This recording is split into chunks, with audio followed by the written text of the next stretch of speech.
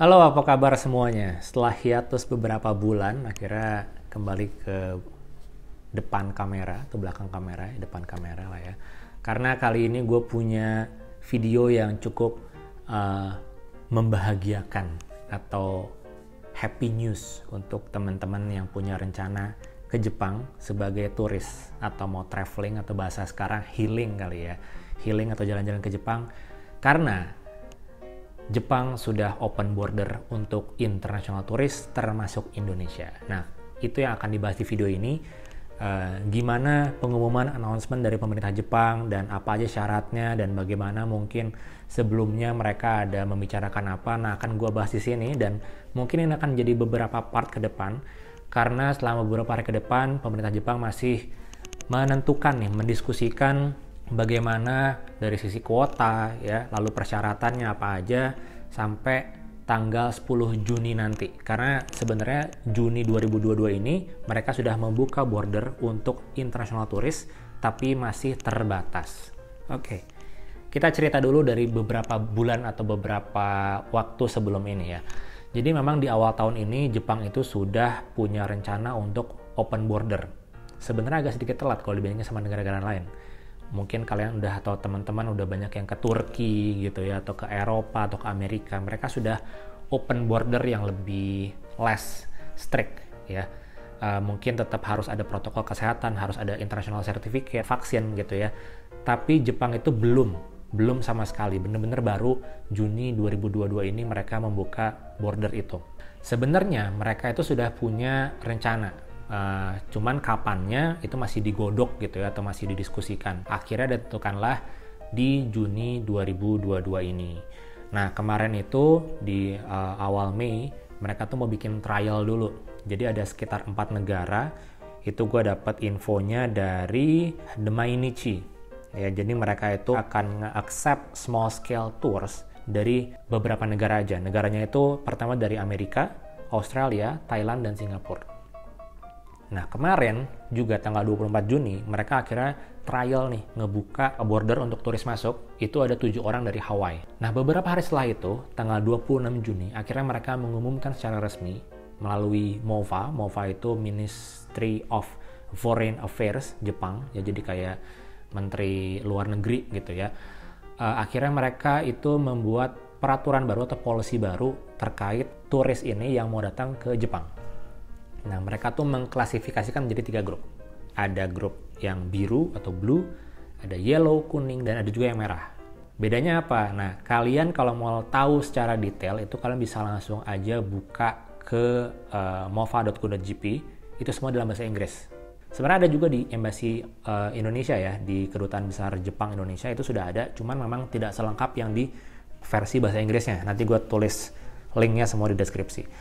Nah, jadi grup merah dulu itu adalah ketika mereka datang itu tetap harus ada tes ya, PCR tes, dan akan dikuarantin selama 3 hari di tempat yang sudah ditentukan oleh pemerintah. Kalau di kita mungkin kayak Wisma Atlet gitu ya. Lalu grup yellow, nah tetap juga ada tes, itu juga ada home quarantine 7 hari. Tapi kalau ternyata hasilnya negatif itu cukup 3 hari. Nah, 3 hari ini bisa di hotel. Jadi nggak harus di kayak Wisma Atletnya gitu lah ya. Jadi bebas mereka memilih hotel, yang penting isoman dulu selama 3 hari. Nah, yang grup blue atau biru ini yang paling enak. Jadi apapun jenis vaksinnya atau status vaksinnya, tidak perlu ada PCR, tidak perlu ada kuarantin atau karantina.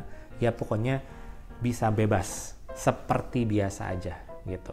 Indonesia masuk ke grup mana? Kita masuk ke grup blue atau biru. Berarti enak nih. Kita nggak perlu ada kuarantin lagi di sana, nggak perlu buang-buang waktu atau biaya gitu kan untuk extend. Misalnya kita mau libur 7 hari jadi 10 hari gitu, enggak. Karena kita masuk grup biru ya, kategorinya ke situ.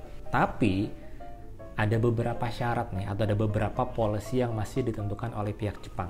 Yang pertama adalah kuota. Nah, kuotanya itu kemarin waktu pertama kali di-announce atau diumumkan itu masih 10.000 per hari. Tapi terakhir gue baca berita menjadi 20.000 atau 2 kali lipat nih kuota per hari.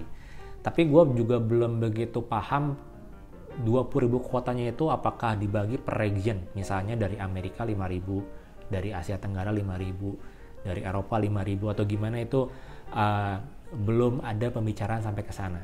Yang penting kuotanya 20.000 aja dulu. Berikutnya adalah kita di Jepang itu harus ada penjamin. Ya, harus ada tour leadernya, harus ada mungkin native Japanese-nya yang menemani kita selama liburan, semacam kayak tour guide-nya atau tour leader-nya gitu. Pertama, bahkan kita nggak bisa ke sana secara solo traveling atau misalnya nggak ikut tour, karena direkomendasikannya atau bahkan di rujuknya itu harus menggunakan tour dari sini. Nah, gimana nih buat yang nggak suka ikut tour gitu kan, pengen yang bareng-bareng teman aja, pengen sama pasangan aja, atau bahkan pengen sendiri gitu. Itu juga ternyata bisa, karena kemarin baru dapat konfirmasinya. Tetap bisa, tapi di Jepang itu tetap ada tour guide-nya, tetap ada pemandunya, atau ya penjaminnya gitulah kurang lebih. Nah, gimana misalnya skenario-nya 20.000 itu, kuota tadi yang masuk ke Jepang, semuanya solo traveling. Apakah Jepang mempersiapkan 20.000 tour guide, tour leader, yang mungkin waktu berlibur itu beda-beda? Itu juga belum tahu sih. Harusnya nggak usah sampai segitunya kali ya. Karena memang yang penting kan kita tetap menjalankan protokol. Misalnya di outdoor masih pakai masker, atau mungkin ada beberapa tempat yang masih membatasi pengunjungnya, kayak gitu loh. Nah, ini yang masih dibicarakan, karena sebenarnya benar-benar di opennya itu tanggal 10 Juni nanti.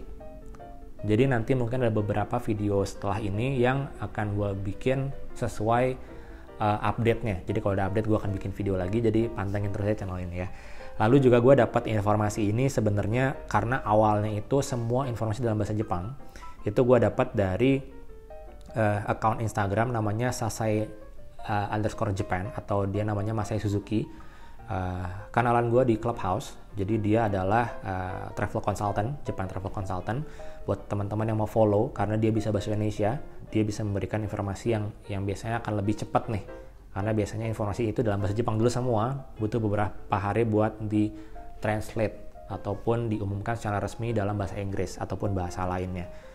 Jadi intinya itu dulu informasi yang bisa diberikan sekarang. Jadi buat teman-teman yang sudah punya rencana atau punya plan atau mau bikin itinerary ke Jepang dalam tahun ini, itu sudah bisa ya. Finally, akhirnya mungkin mau nonton konser nanti Fuji Rock di Jepang, atau mau lihat Matsuri ya, atau mau lihat Momiji nanti di